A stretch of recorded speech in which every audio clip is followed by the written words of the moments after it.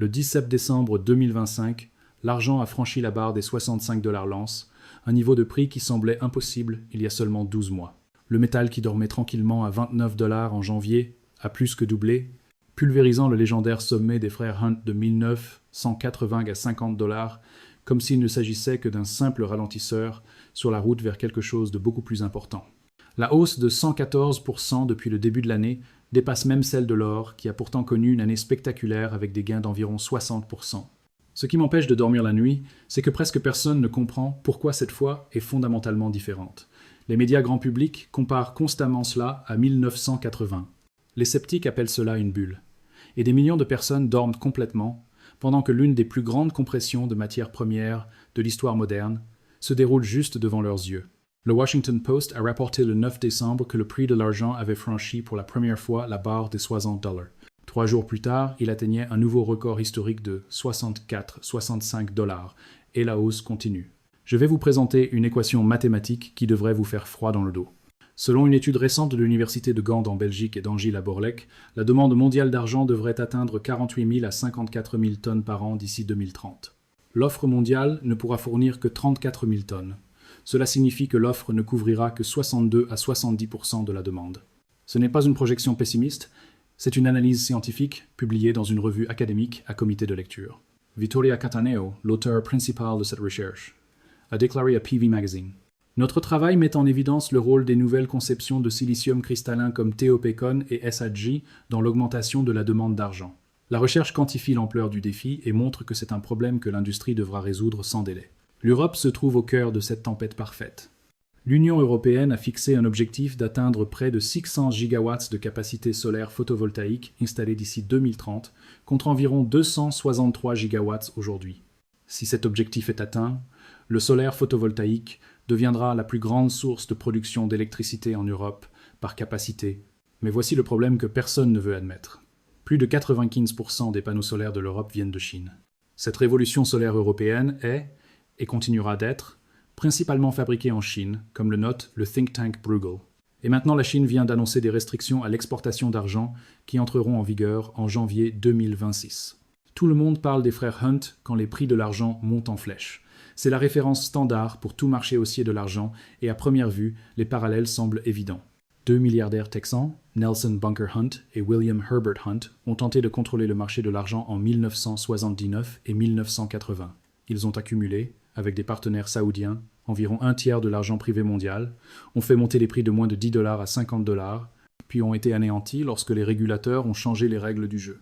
Le 27 mars 1980, un jour connu sous le nom de jeudi d'argent, le prix de l'argent s'est effondré de 50% en une seule journée. Le Chicago Board of Trade et le COMEX avaient drastiquement augmenté les exigences de marge et limité les achats à la liquidation uniquement. Les Hunt n'ont pas pu répondre à leurs appels de marge et ont été contraints de liquider leur position. L'afflux soudain de centaines de millions d'onces d'argent sur le marché a fait s'effondrer les prix. Mais 2025 n'est pas l'œuvre de deux spéculateurs jouant avec des contrats à terme. C'est une demande industrielle réelle qui résulte de changements technologiques et énergétiques fondamentaux. Les panneaux solaires consomment désormais 232 millions d'onces par an. Les véhicules électriques nécessitent 25 à 50 grammes d'argent par véhicule. Les centres de données pour l'intelligence artificielle, l'infrastructure 5G et les dispositifs médicaux sont tous en concurrence pour le même approvisionnement qui se réduit. On ne peut pas manipuler une pénurie quand l'argent est littéralement consommé et ne peut jamais revenir sur le marché. La différence fondamentale entre 1980 et 2025 peut se résumer en un seul mot: consommation. Les frères Hunt thésaurisaient l'argent, ils l'achetaient et le mettaient dans des coffres. Quand ils ont été forcés de vendre, tout cet argent est revenu sur le marché. L'offre n'avait jamais vraiment été rare, elle était simplement temporairement enfermée entre les mains de spéculateurs. En 2025, l'argent n'est pas thésaurisé, il est consommé et littéralement détruit. Quand l'argent est intégré dans un panneau solaire, il est perdu pour toujours à des fins pratiques. La concentration est si faible et l'énergie nécessaire pour le récupérer si élevée que le recyclage n'est pas économiquement viable. Chaque année, des centaines de millions d'onces d'argent disparaissent dans des applications industrielles et ne reviennent jamais. C'est un phénomène complètement différent d'un corner spéculatif. Le concept de phase 5 dans une compression de matières premières mérite d'être expliqué. Dans les phases initiales, les investisseurs informés accumulent discrètement pendant que le public est désintéressé. Ensuite, les prix commencent à monter lentement, mais la plupart des gens l'ignorent encore. Puis le récit devient populaire et plus d'acheteurs entrent. L'euphorie atteint son sommet avec une couverture médiatique quotidienne. Finalement, dans la phase 5, la demande dépasse l'offre physique de manière si dramatique que la formation normale des prix s'effondre. Les acheteurs sont prêts à payer presque n'importe quel prix parce qu'ils ont réellement besoin du métal. Ce n'est plus de la spéculation, c'est du désespoir industriel. Les preuves que nous sommes en phase 5 sont accablantes. Les stocks mondiaux visibles d'argent ne peuvent couvrir que 1-2 mois de consommation mondiale, bien en dessous de la limite de sécurité de 3 à 6 mois, considérée comme le minimum pour un marché fonctionnel. Les stocks de la London Bullion Market Association, le marché physique de l'argent le plus important au monde, sont passés de 31 Pinot 23 tonnes en juin 2022 à 22 126 tonnes en mars 2025. C'est une baisse de plus d'un tiers en moins de 3 ans. Rona O'Connell, responsable de l'analyse de marché chez StoneX, a déclaré à CNBC « Ce qui n'est pas nécessairement si visible pour les gens, c'est ce qui se passe dans les coffres. » Et cela avait atteint un point où il n'y avait pratiquement plus de métal disponible à Londres. En octobre 2025, la tension a atteint un point critique. Les taux de location de l'argent, qui se situent normalement en dessous de 1%, ont grimpé temporairement à 200% sur une base annualisée. Cela signifie que les traders étaient prêts à payer 200 fois le prix normal juste pour emprunter de l'argent à court terme et fermer leur position. Comme l'a dit O'Connell, à un moment donné, emprunter du jour au lendemain coûtait 200% sur une base annualisée, donc beaucoup de gens étaient, pour le dire poliment, très stressés. L'industrie solaire a complètement révolutionné la structure de la demande d'argent. Selon le World Silver Survey 2025 du Silver Institute, la consommation d'argent pour le photovoltaïque a atteint 232 millions d'onces en 2024, contre seulement 60 millions d'onces en 2015. C'est une augmentation de près de 290% en moins d'une décennie. Pour mettre cela en perspective, l'industrie photographique, qui a été pendant des décennies le plus grand consommateur industriel d'argent, consommait environ 200 millions d'onces par an à son apogée. L'industrie solaire a déjà dépassé ce chiffre et continue de croître de façon exponentielle. Ce que beaucoup de gens ne comprennent pas, c'est que la technologie solaire la plus récente consomme en fait plus d'argent, pas moins. Les anciennes cellules solaires PERC qui dominaient le marché sont remplacées par des cellules TOPCon et à hétérojonction plus efficaces. Ces nouvelles technologies utilisent environ 50% de pattes d'argent de plus par cellule que leurs prédécesseurs. Les gains d'efficacité rendent l'énergie solaire économiquement plus attractive, ce qui conduit à plus d'installations, ce qui conduit à plus de consommation d'argent. C'est le paradoxe de Jevons en action, du nom de l'économiste britannique William Stanley Jevons, qui a observé au XIXe siècle que les améliorations de l'efficacité conduisent souvent à une consommation totale plus élevée. D'ici 2030, l'industrie solaire seule pourrait consommer plus de 14 000 tonnes d'argent par an, soit 29 à 41% de l'offre mondiale totale, juste pour une seule industrie. Et cela ne tient même pas compte de la croissance explosive des véhicules électriques, des centres de données pour l'intelligence artificielle et de l'infrastructure 5G.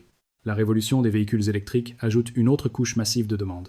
Un véhicule à essence traditionnel utilise environ 15 grammes d'argent, principalement dans les contacts électriques et les capteurs. Un véhicule électrique à batterie utilise 25 à 50 grammes parce qu'il nécessite plus de connexions électriques, des systèmes de contrôle plus complexes et de l'électronique de gestion de batterie. La différence peut sembler petite à première vue, mais multipliée par des dizaines de millions de véhicules par an, elle devient énorme. Le marché mondial des véhicules électriques a atteint 20 millions d'unités vendues cette année. Le taux de croissance est d'environ 25% par an. En 2023, les véhicules électriques représentaient environ 18% de toutes les ventes de voitures neuves dans le monde, contre seulement 4% en 2020. D'ici 2030, ce chiffre devrait dépasser 60% sur les principaux marchés comme l'Europe et la Chine, selon l'Agence internationale de l'énergie. Samsung a développé des batteries à l'état solide pour véhicules électriques qui incorporent une couche composite argent-carbone, avec des projections estimant jusqu'à 1 kg d'argent par pack de batterie. Si cette technologie se généralise, la demande d'argent du secteur automobile pourrait exploser. Et puis, il y a la révolution de l'intelligence artificielle qui crée une demande supplémentaire que personne n'avait prévue il y a 5 ans. Les centres de données nécessitent une infrastructure informatique massive. Serveurs, cartes de circuit imprimées, commutateurs, connexions à haut débit. Tout cela dépend de la conductivité électrique inégalée de l'argent. Aucun autre métal ne conduit l'électricité aussi efficacement que l'argent. La consommation d'argent pour les serveurs d'intelligence artificielle et les centres de données a augmenté de 30% par rapport aux équipements traditionnels. Goldman Sachs prévoit que la demande d'énergie des centres de données augmentera de 160 à 165% d'ici 2030. Chaque nouvelle installation nécessite plus d'argent, et le monde construit actuellement des centaines de nouveaux centres de données pour répondre à la demande explosive d'applications d'intelligence artificielle. Du côté de l'offre, la situation est encore plus dramatique et explique pourquoi des prix plus élevés ne peuvent pas simplement résoudre le problème. Environ 75% de l'argent est extrait comme sous-produit des opérations de cuivre, de plomb et de zinc. Quand une entreprise de cuivre décide d'agrandir une mine, elle regarde les prix du cuivre, pas les prix de l'argent. L'offre d'argent dépend structurellement de décisions prises pour des raisons complètement différentes. La production minière mondiale d'argent est estimée à environ 820 millions d'onces pour 2025. Cela semble être un grand nombre, jusqu'à ce que vous réalisiez que c'est une baisse de 12% par rapport au pic de 2020. La production diminue, non pas parce que les prix de l'argent sont trop bas, mais parce que les métaux primaires dont l'argent est un sous-produit ont leur propre dynamique de marché. L'épuisement des gisements, les réglementations environnementales, l'instabilité politique dans les pays producteurs, tout cela contribue au déclin. La quantité d'argent recyclé est d'environ 197 millions d'onces pour 2025. C'est un sommet de 13 ans, mais une augmentation modeste de seulement 1-2% par rapport à l'année précédente. C'est bien en dessous de l'augmentation de la demande industrielle.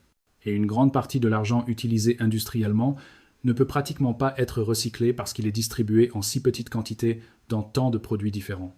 Les nouvelles découvertes ont diminué parce que les budgets d'exploration ont été drastiquement réduits pendant les années de marché baissier de 2015 à 2020. L'industrie minière est cyclique, et pendant les années de prix bas, les dépenses d'exploration sont les premières à être coupées. Le temps moyen entre la découverte d'un gisement et l'ouverture d'une mine productrice est de 7 à 10 ans. Même si quelqu'un trouvait un nouveau gisement massif d'argent aujourd'hui, il ne produirait pas une seule once avant le début des années 2030. Le marché de l'argent est en déficit pour la 5e année consécutive. Selon le Silver Institute, le déficit pour 2025 est estimé à environ 117 millions d'onces, l'un des plus importants de ces dernières années. Le déficit cumulé depuis 2019 est d'environ 3 milliards d'onces. Ce n'est pas de la spéculation, c'est une réalité physique mesurable. Ces onces doivent venir de quelque part, et elles viennent des stocks qui diminuent. Que signifie tout cela pour le prix de l'argent dans les mois et années à venir? Les grandes institutions financières commencent à relever drastiquement leurs prévisions. Bank of America a relevé son objectif de cours à 12 mois à 65 $ l'once, citant un resserrement de l'offre et une forte demande industrielle comme principaux moteurs. BNP Paribas a même suggéré que l'argent pourrait atteindre 100 $ l'once d'ici fin 2026. UBS voit 58 à 65 $ comme fourchette cible pour 2026. Philippe Gisels, directeur de la stratégie chez BNP Paribas Fortis, l'a résumé de manière percutante pour CNBC. Quand la sous-évaluation, les déficits aussi loin que l'œil peut voir, et une nouvelle révolution industrielle se rencontrent, la magie du marché opère. C'est en un mot l'histoire de l'argent en 2025. Gisels a cependant averti que le chemin vers 100 $ ne sera pas linéaire, avec des reculs potentiellement violents en cours de route dus aux prises de bénéfices. Bien sûr, il y a aussi des voies d'avertissement, et celles-ci ne doivent pas être ignorées. Bart Melek de TD Securities a averti que la hausse des prix était devenue excessive à court terme. Après une hausse de plus de 100% en un an, il y a certainement de la place pour une correction. Nous avons déjà vu le 12 décembre comment une hausse modérée du dollar et de fortes prises de bénéfices ont conduit à une baisse intrajournalière de 3%. Mais même les experts prudents admettent que les fondamentaux à plus long terme sont solides. Melek lui-même a dit qu'au-delà de l'excès à court terme, les stocks serrés et la demande industrielle croissante continuent de soutenir des perspectives positives. La différence entre une bulle spéculative et un déficit d'offres fondamentales est cruciale pour tout investisseur. Les bulles éclatent quand la confiance s'évanouit, souvent sans avertissement préalable. Les déficits d'offres ne se terminent que de deux façons. Soit la demande est détruite, généralement par des prix très élevés, soit une nouvelle offre arrive sur le marché. Compte tenu du délai de 7 à 10 ans pour de nouvelles mines et de la demande industrielle qui continue de croître en raison de la transition énergétique, il est difficile de voir comment ce déficit pourrait être résolu dans un avenir proche. La demande ne sera pas détruite par des prix élevés parce que les industries qui ont besoin d'argent n'ont pas d'alternative. Un fabricant de panneaux solaires ne peut pas simplement arrêter d'utiliser de l'argent si le prix augmente. Il doit payer le prix plus élevé ou arrêter de produire. La dimension géopolitique du marché de l'argent est souvent négligée, mais elle est réelle et devient de plus en plus importante. La Chine a annoncé en novembre 2025 des restrictions strictes à l'exportation d'argent qui entreront en vigueur en janvier 2026. Les États-Unis ont ajouté l'argent à leur liste de minéraux critiques en 2024, une reconnaissance de son importance stratégique pour la sécurité nationale et l'avenir technologique. La compétition pour les ressources rares entre les grandes puissances économiques s'intensifie. L'Europe se trouve dans une position particulièrement vulnérable. Selon la Commission européenne, l'Union européenne reste fortement dépendante des importations de matières premières critiques, y compris l'argent. Le Critical Raw Materials Act vise à réduire cette dépendance, mais le chemin sera long. La révolution solaire européenne dépend d'un métal dont l'Europe ne produit presque rien et qu'elle importe principalement de pays qui commencent à restreindre leurs exportations. L'histoire de l'argent en 2025 n'est pas l'histoire de spéculateurs essayant de manipuler le marché comme c'était le cas en 1980. C'est l'histoire d'un monde qui veut simultanément décarboner son approvisionnement énergétique électrifier sa flotte de véhicules et développer son infrastructure informatique pour l'intelligence artificielle. Et tout cela nécessite un métal dont il n'y a tout simplement pas assez. Cette analyse est fournie à des fins éducatives et informatives uniquement. Elle ne constitue pas un conseil financier ou d'investissement. L'investissement dans l'argent et les métaux précieux comporte des risques significatifs, y compris le potentiel de perte substantielle. Les prix peuvent être très volatiles et peuvent chuter aussi rapidement qu'ils montent. Effectuez toujours vos propres recherches approfondies et consultez un conseiller financier qualifié et agréé avant de prendre toute décision d'investissement. Les performances passées ne garantissent pas les résultats futurs. Le créateur de ce contenu peut ou non détenir des positions dans les actifs discutés. Rien dans ce contenu ne doit être interprété comme une recommandation d'acheter, de vendre ou de détenir un titre ou une matière première.